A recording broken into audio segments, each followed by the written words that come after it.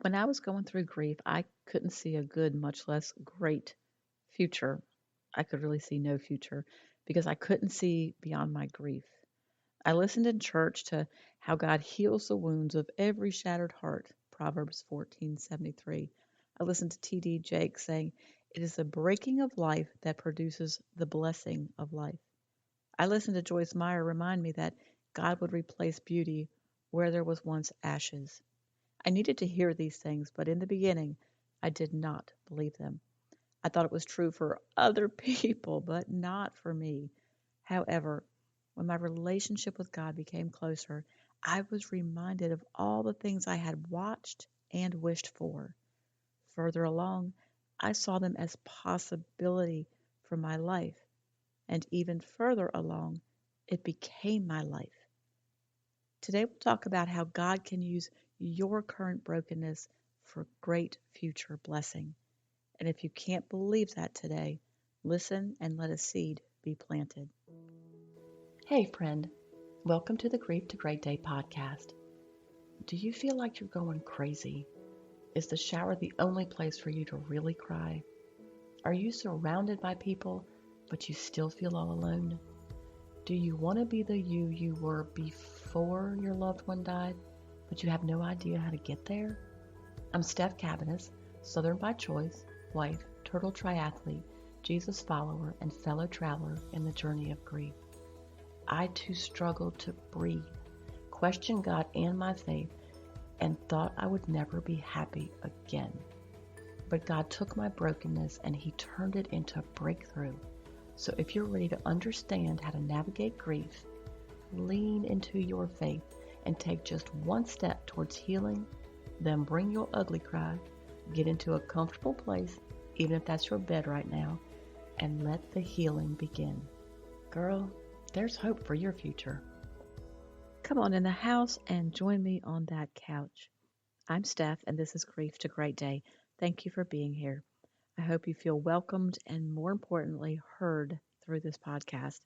Hello to everyone listening in Ireland, our spotlight country, and in the U.S., Illinois, week number 2 as the state with the most downloads. Grief to Great Day is downloaded in over 60 countries. This tells me that grief is felt throughout the world. So please know that whatever country or state you're in, you're not alone as you walk through this thing called grief. I know there are new listeners each week, so if that's you, welcome to Grief to Great Day. And if you hear me talk about Monica, her faith, or her death, and you want some background information, just go to my website, grief2greatday.com, and click on the book tab where you'll see the book Dying to be Healed. See, her faith journey through the last 6 months of her life were unreal, and her death, it changed me. She's the reason that you are listening to me today. In this podcast, we talk about understanding grief, processing daily life, and growing your faith. So if you're just starting your journey, please know that life will change. It won't always hurt like this. It's important for you to hear that often. And it's not to say that you'll stop missing your loved one, because that never happens. But you will be able to breathe, to laugh, and to live again. If God uses broken people to position them for a great purpose, holy cow, you better hold on. Because if you feel broken or without value or purpose right now, you're in the right position. Dave Wilkerson said, God uses people to perform his work. He does not send angels, and angels weep over that. But God doesn't use angels to accomplish his purposes. He uses burdened, broken-hearted, weeping men and women. It's easy for us to enjoy our lives when things are smooth. We're thankful on the side because life is just moving along without much trouble. You watch your kids grow up, you celebrate your spouse's victories and some of your own. You're engaged in life and active in church. You also have arguments over petty issues and get frustrated standing in the grocery or ATM lines.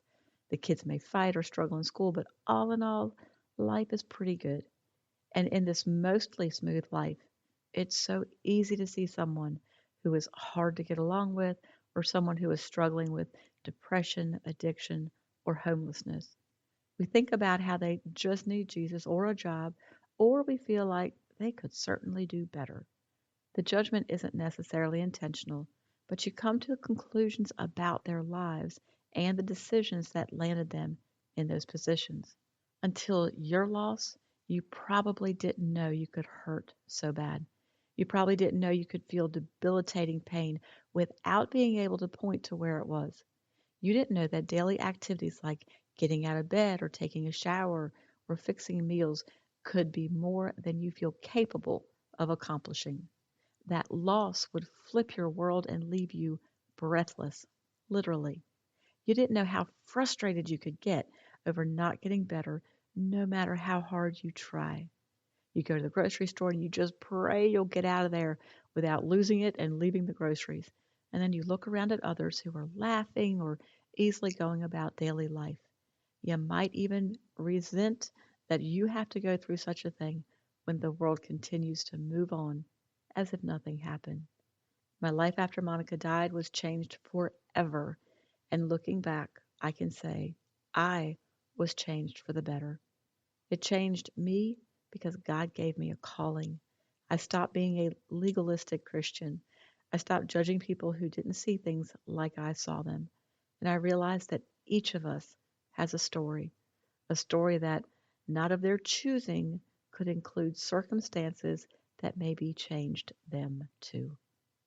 The first point I want to make is allow your grief experience to give you a different perspective on others who also hurt, less judgment on them, and more prayer for them. Grief also puts us in a position of humility, and this is where God can use you the best. We come to the realization that we don't have control over the things we thought we had control over. We look to God to help us, and we depend on Him like we never have before. Going after God for anything, even if you're blaming Him right now, will change you.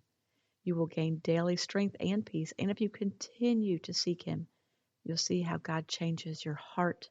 What you desire from life, what you found important or valued before, will change in unexpected ways.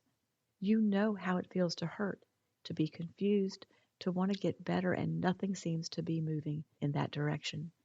This puts you in a position to help others in a way that most cannot. And not just the grief, it could be the circumstances around that grief too. Here's an example. There was this guy with his three unruly children on the subway. He looked like he hadn't had a shower in weeks, and his children, they didn't look much better. They were pushing each other and fighting and being so loud, yet the guy, the father, acted as if nothing was going on, like he couldn't hear the commotion. Another passenger said something to him, and he looked up with tears in his eyes. He apologized and said that he had just come from the hospital where his wife and the children's mother had died. Y'all, we don't know what people are dealing with, and sadly, it took grief to drive that point home to me. Don't wait until you don't hurt to help others. Don't wait until the pain of grief is over to walk alongside another hurting person. I hope you understand that this is not a contradiction to what I just told you in the last episode, that you need to understand your value and prioritize your healing. There will be a point when you start looking for purpose, when you're not hurting more than you are hurting, that the depth of pain could actually be classified as manageable. This is when you know you're ready to step out. If you can help others before that, help them. But, and here's the important distinction, do not help others to the point of it hurting or impeding your healing. And the way to know the difference is to ask God for the wisdom to discern the situation. So to recap, grief positions you, brings us to our knees, sometimes literally, where we learn of true dependence on God. Because of that, God will soften your heart, change your perspective, and He can change you if you allow Him. In your life today, all that I just shared may have little meaning to you because you're still overwhelmed by pain, loss, and confusion. That's okay. I don't want you to feel bad because you can't relate or feel any of this yet. But I do want to plant seeds of hope that your future can be good, that it can be great, and with great purpose. So when you get to that point, come back and listen and get ready for a life you could never imagine. You are here today, and that tells me you are looking for help and support in your grief journey. It tells me that you're doing the work of grief, and I know that's not easy. If you're ready to take another brave step towards your healing, here are 3 resources. You can purchase the What to Do After the Loss of a Loved One workshop. I call it a workshop because I need you to understand there's work to be done. There are action steps towards your healing. If you're just starting your journey and you have no idea what to do, or if you feel stuck, this workshop will help guide and direct your steps. You're going to grow closer to God even when it's hard to pray. You'll work towards acceptance even if that word makes you angry right now. And you are going to know what to expect in your healing process. You can also join the private Facebook group so you can be a part of a group of faith filled women who get it and encourage each other in a way that those in the world cannot. See, when you're a part of the group and you welcome a new member, y'all, that's taking action, that's serving others. It's getting out of your pain, even for just a minute, to support and encourage someone else. And you can always visit mychurchopendoorchurch.com. Links to everything you need are in the show notes. Now, in the meantime, until we meet again, remember who holds your future and know that you are not alone. And keep on coming back to the house, keep sitting on the couch, and keep taking steps, however small, towards your healing. Thank you for being here today, for showing up. If this podcast has given you hope, encouragement, or helped you in any way, share it with a friend, either in a text or on your social platforms. Also, please subscribe, rate, and leave a written review on iTunes. It's a huge blessing for me to know that you're out there. Lastly, and this is important, you are not alone. Connect with me on the Grief to Great Day website, the link is below, and sign up for our free newsletters. I want to be able to pray for you by name. Remember, grief isn't something you're going to get over, but a great day is something you can get to.